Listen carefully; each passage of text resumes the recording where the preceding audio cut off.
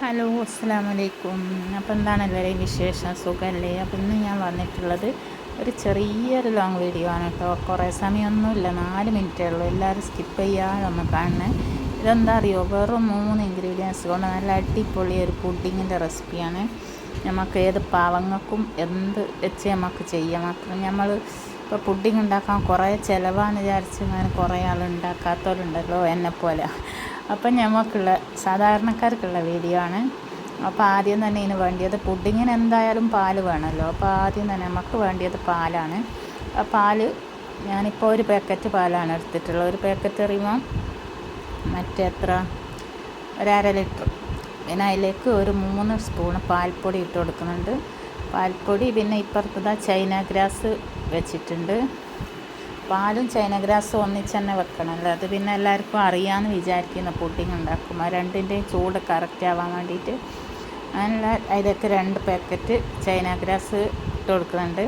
China ഗ്രാസിൻ്റെ അളവ് കൂടിക്കൊണ്ട് 2 packet വേണ്ടാത്തവർ ഒരു 1.5 ഇട്ടാലും മതി. പിന്നെ അത് ഇപ്പുറത്തെ ഒരു നടുവിലൊരു ചട്ടി വെച്ചിട്ടുണ്ട്. എന്തിനറിയാം, നമുക്ക് കാരമൽ ഉണ്ടാക്കാൻ വേണ്ടിയാണ്. ഇത് കാരമൽ പുഡിങ്ങാണ് ഇന്ന് ഉണ്ടാക്കുന്നത്. നല്ല അടിപൊളി ടേസ്റ്റ് ഉണ്ടായിരുന്നു. അതുകൊണ്ടാണ് ഞാൻ ഈ റെസിപ്പി ഷെയർ ആക്കുന്നത്. അപ്പോൾ അത് ആ പാൽപ്പൊടിയും പാലും ഇവിടെ തിളച്ചുകൊണ്ടിരിക്കുന്നുണ്ട്. ചെറിയ തീയിലാക്കി വെച്ചാണ്, ചെറുതായിട്ട് ഇങ്ങനെ ചൂടായി വരട്ടെ. അപ്പോഴേക്ക് നമുക്ക് ചൈന ഗ്രാസ് ഇവിടെ വെള്ളത്തിലിട്ട് കൊടുക്കുക, അതൊന്ന് മെൽറ്റ് ആവട്ടെ. ഇത് രണ്ടും പെട്ടെന്ന് മെൽറ്റാവും. അപ്പോഴേക്ക് നമുക്കിതാ ഇനി പഞ്ചസാര കാരമൽ ചെയ്യാൻ ഇതിലേക്ക് ഇട്ട് കൊടുക്കുകയാണ്. ചെറിയ തീയിൽ വേണേൽ വെക്കാൻ. ഞാൻ ആദ്യം അറിയാണ്ട് ചട്ടി നല്ല ചൂടുണ്ടായിരുന്നു, തീ കൂടിപ്പോയി. അപ്പോൾ പെട്ടെന്ന് തന്നെ ചെറുതാക്കിയാണ്. പിന്നെ അത് ആവശ്യത്തിന് പഞ്ചസാര അത് ഫുള്ള് ഇങ്ങനെ ഇട്ട് കൊടുക്കുന്നുണ്ട്. എപ്പോഴും ചെറിയ തീയിൽ നമ്മൾ കാരമൽ ഉണ്ടാക്കാവും, അല്ലെങ്കിൽ അതിൻ്റെ ടേസ്റ്റ് തന്നെ മാറിപ്പോവും കരിഞ്ഞിട്ട്. അങ്ങനെ അതാ എല്ലാ പഞ്ചസാര ഇട്ട് കൊടുത്ത് മെല്ലെ മെല്ലെ ഒന്ന് ഇളക്കിയെടുക്കുകയാണ്. അവൾക്കിതാ പാൽ ഇവിടെ സെറ്റായി വന്നിട്ടുണ്ട്, കാരമലായിട്ടുണ്ട്, ചൈന ഗ്രാസും ആയിട്ടുണ്ട്. ഇനി നമുക്കിത് 3 മിക്സ് ചെയ്യുന്ന പണിയാണ്.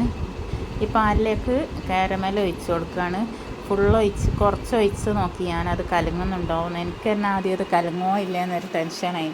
അങ്ങനെ നല്ലോണം കലക്കി നോക്കുമ്പോൾ അത് കലങ്ങുന്നുണ്ട്. അപ്പോൾ ഞാൻ എന്താക്കി, ബാക്കിയും കൂടി ഇതിലേക്ക് ഒഴിച്ച് കൊടുക്കുകയാണ്. ഫുള്ള് കാരമൽ ഇതിലേക്ക് ഇട്ട് കൊടുത്ത് എല്ലാം നല്ലോണം കുറച്ച് സമയം ഒന്ന് ഇളക്കി കൊടുക്കണം, പെട്ടെന്ന് അങ്ങ് മെൽറ്റാവില്ല. അങ്ങനെ അപ്പുറത്തുള്ള ചൈന ഗ്രാസ് അരിഞ്ഞതും കൂടി ഇതിലേക്ക് ഒഴിച്ച് കൊടുക്കുകയാണ്. അങ്ങനെ ഇതാ രണ്ടും കൂടി നല്ലോണം മിക്സാക്കി ഇതാ നല്ല ഒരു അടിപൊളി കളറായിട്ടുണ്ട്. ഇനി നമ്മൾ ഇവിടെ പുഡിങ്ങിൻ്റെ ബൗളൊന്നുമില്ല. അപ്പോൾ നമ്മൾ പണ്ടത്തെ സ്റ്റീലിൻ്റെ പ്ലേറ്റ്, അതിൽ നല്ലോണം കുറച്ച് ഓയിൽ വെച്ച് കൊടുക്കുകയാണ്.